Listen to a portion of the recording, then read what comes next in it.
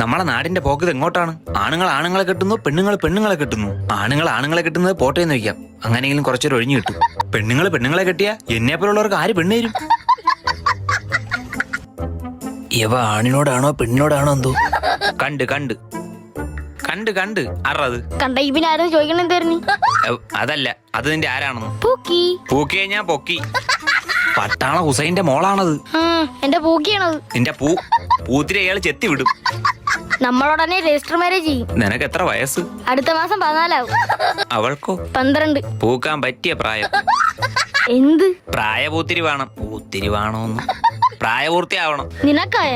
എനിക്കായിട്ട് 8 കൊല്ലമായി. എന്നിട്ട് പൂക്കിയില്ലേ? പൂക്കി പോയിട്ട് ഒരു പക്കി പോലും മൈൻഡ് ചെയ്യണില്ല. ആമിനത്താത്താക്ക് നിന്നൊരു നോട്ടുണ്ട്.